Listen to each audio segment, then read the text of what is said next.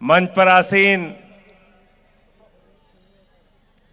राष्ट्रवादी Congress party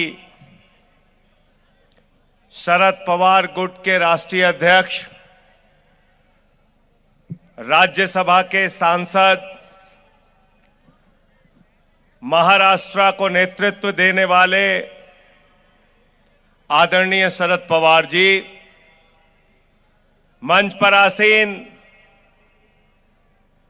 मराठियों की शान,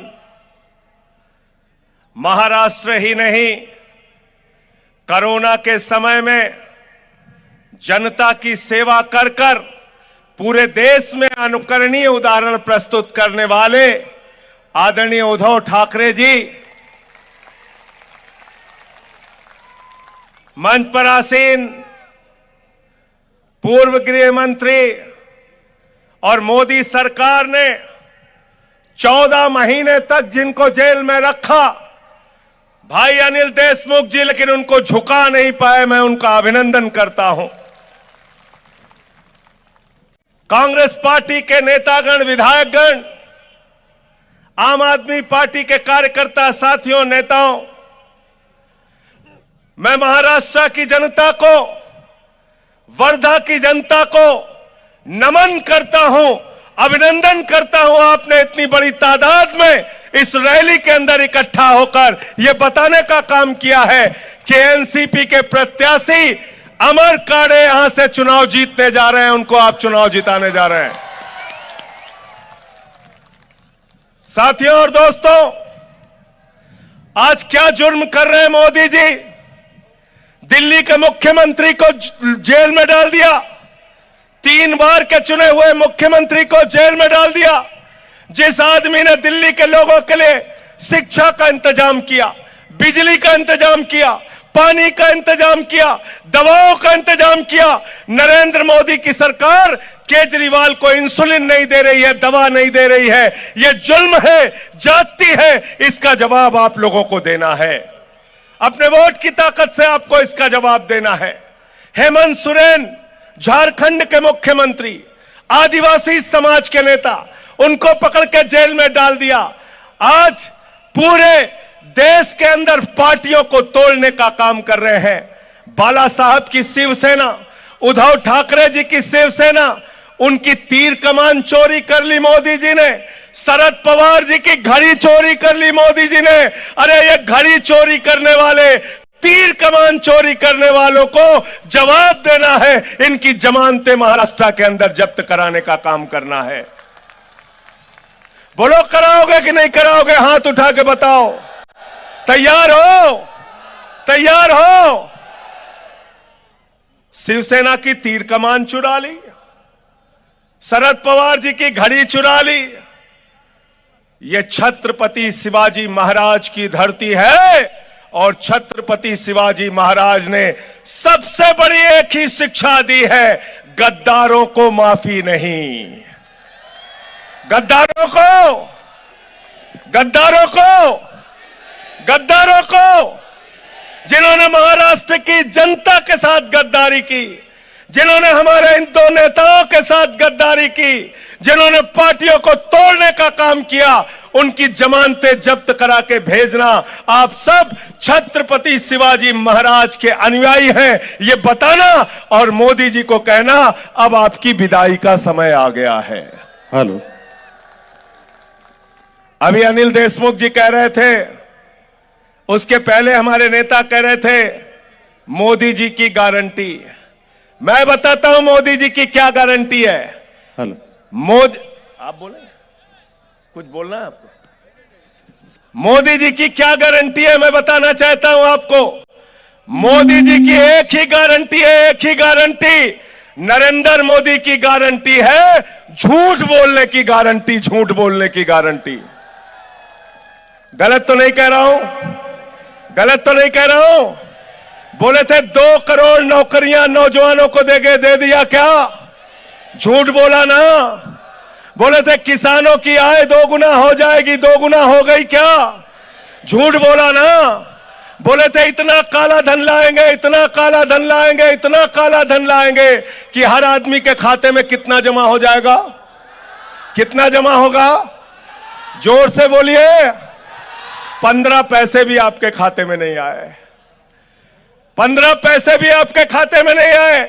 हमारी बहनें, हमारी माताएं जो यहां पे बैठी हैं, इन्होंने अपने पति से छिपाकर घर के संदूक में 1000-500 की नोट जो रखी थी, ये सोच के रखा था कि जब घर में कोई बीमार होगा ये पैसा काम आएगा, जमीन का टुकड़ा खरीदना होगा ये पैसा काम आएगा, बेटी की शादी होगी ये पैसा काम आएगा। नरेंद्र मोदी जी ने कहा, माताओं और बहनों, नोटबंदी है, लाइन में लग के पैसा जमा कर दो। वो भी आपका लूट लिया, वो भी पैसा आपको लूट लिया।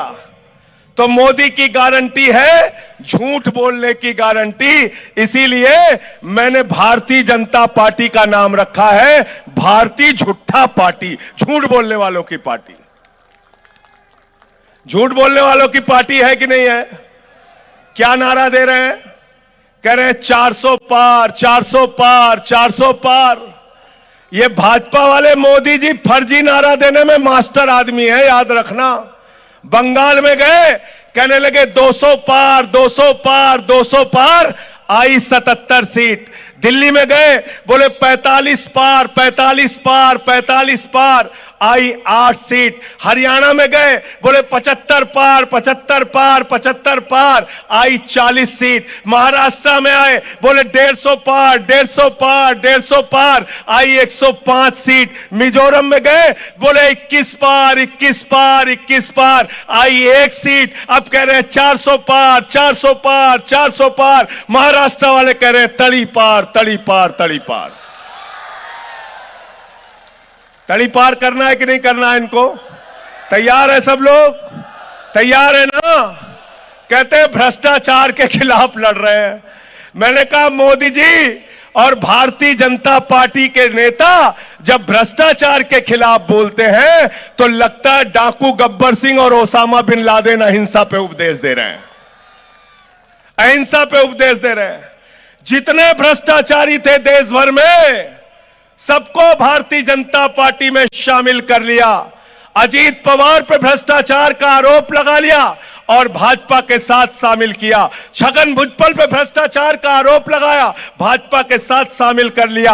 हसन मुशर्रफ पे भ्रष्टाचार का आरोप लगाया, भाजपा के साथ शामिल कर लिया। नारायण राणे पे भ्रष्टाचार का आरोप लगाया, भाजपा के साथ शामिल कर लिया। अशोक चौहान पे भ्रष्टाचार का आरोप लगाया, भाजपा के साथ शामिल कर लिया। जनार्दन रेड्डी पे भ्रष्टाचार का आरोप लगाया, भाजपा के साथ शामिल कर लिया। मुकुल राय, शुभेंदु अधिकारी, हेमंत विश्व शर्मा, सब पे भ्रष्टाचार का आरोप लगाया। सबको भ्रष्टाचार का आरोप लगाकर भाजपा में शामिल कर लिया। भाजपा का नारा है, मोदी जी का नारा है, जो जितना बड़ा भ्रष्टाचारी वो उतना बड़ा पदाधिकारी। गलत तो नहीं कह रहा हूं? मोदी वॉशिंग पाउडर से धुल धुल के साफ साफ करके भ्रष्टाचारियों को आगे बढ़ाने का काम खुद नरेंद्र मोदी जी कर रहे हैं और भ्रष्टाचार के खिलाफ बोलते हैं। प्रधानमंत्री जी, आपसे पूरा देश सवाल पूछ रहा है। जब आप 10 साल के शासन के बाद आए हैं तो हम आपसे पूछना चाहते हैं, हमारे नौजवानों को अग्निवीर में डालकर भारत की सीमा को कमजोर आपने क्यों किया?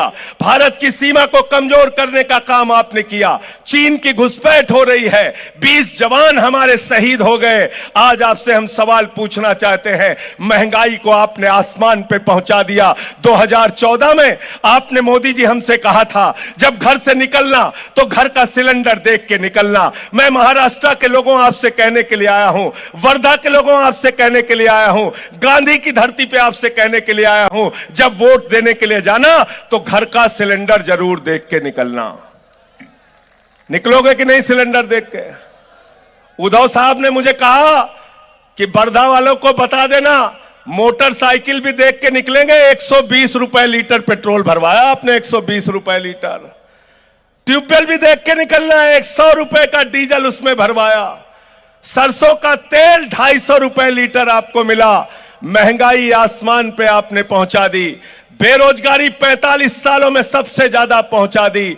15 लाख करोड़ रुपए अपने चंद पूंजीपति दोस्तों का माफ किया, 3.5 लाख करोड़ रुपए बैंक सेटलमेंट के जरिए चंद पूंजीपतियों का माफ किया, और हिंदुस्तान के गरीब आदमी के हिस्से में 82 करोड़ लोगों को आप 5 किलो राशन पे जिंदा रखते हो। आप कहते हो मोदी जी भारत 5वीं बड़ी अर्थव्यवस्था है, 5वीं बड़ी अर्थव्यवस्था है। अरे पर कैपिटा इनकम के मामले में हम 142वें स्थान पे खड़े हैं। शर्म आती है। ये सरकार सत्ता में बैठी हुई है, इसको उखाड़ कर फेंकना है, भारत का संविधान बचाना है, भारत का लोकतंत्र बचाना है और मोदी की तानाशाही को हटाना है। जिन लोगों ने शरद पवार जी के साथ गद्दारी की, जिन लोगों ने उद्धव ठाकरे जी के साथ गद्दारी की, वो मोदी की पार्टी जिसने महाराष्ट्र की सरकार को गिराने का काम किया, उसकी जमानतें जब्त करा देना। साथियों 41 सीट पिछली बार आई थी उद्धव ठाकरे जी के सहयोग से, 18 सीट इनकी थी, 23 सीट बीजेपी की थी। अगर ये 41 सीट महाराष्ट्र ने कम कर दी तो याद रखना फिर बीजेपी आने वाली नहीं है। कम करोगे कि नहीं करोगे? कम करोगे ना? 41 सीट कम करोगे ना भाजपा की? भाजपा की 41 सीट और जिसमें 18 इनकी थी, अब की जितनी मिली है पूरी की पूरी आप शिवसेना को देना, उद्धव साहब को देना। और जो इनके साथ पिछले बार में 18 सीट इनकी जुड़ी थी, अब वो इंडिया गठबंधन के साथ वो सीटें जुड़ेंगी, सरकार बनेगी। महाराष्ट्र की जय दिल्ली में भी होगी, याद रखना। ये नेता जब पहुंचेंगे तो महाराष्ट्र की जय होगी, महाराष्ट्र की जय होगी। छत्रपति शिवाजी महाराज के सिद्धांतों पर हम आगे बढ़ेंगे और देश के संविधान को बहुत बड़ा खतरा है। अंत में एक बात कह के अपनी बात को खत्म करूंगा। जिस तरह से आज नेताओं को गिरफ्तार किया जा रहा है, जेल में डाला जा रहा है, जिस तरह से लोकतंत्र की हत्या की जा रही है, विधायकों को तोड़ा जा रहा है, ईडी का डर दिखाया जा रहा है, सीबीआई का डर दिखाया जा रहा है। बैठे अनिल देशमुख जी 14 महीने तक जेल में रहे, संजय रावत जी जेल में रहे, मुझे जेल में रखा। मैं कहना चाहता हूं मोदी जी 6 महीने नहीं 6 साल जेल में रखोगे, हमारे मनोबल को और हौसले को तोड़ नहीं पाओगे। तुम्हारी लाठियों से और मुकदमों से हम डरते नहीं। देश के संविधान को खतरा है। आज देश का संविधान खत्म करने की कोशिश भाजपा के लोग कर रहे हैं। इनका अयोध्या का कैंडिडेट लल्लू सिंह जो सांसद है, वो कहता है 400 सीट दे दो, संविधान बदलना है।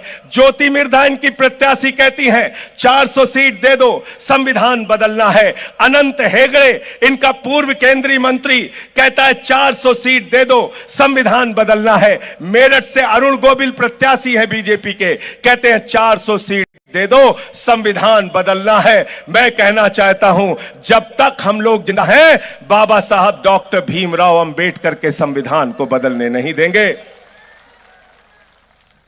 तुम संविधान बदलना चाहते हो, तुम हमारे वोट की ताकत छीनना चाहते हो, तुम चुनाव देश के अंदर खत्म करना चाहते हो, तुम आरक्षण की व्यवस्था को खत्म करना चाहते हो। मोदी जी हम ये काम होने नहीं देंगे। न संविधान खत्म होने देंगे, न चुनाव खत्म होने देंगे, न ही आरक्षण खत्म होने देंगे।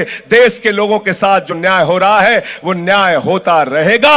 आपने 10 साल तानाशाही कर ली, अब आपकी तानाशाही का अंत होगा। महाराष्ट्र जागेगा, पूरा हिंदुस्तान जागेगा और मोदी जी का सफाया करने का काम, उनकी पार्टी का सफाया करने का काम करेगा।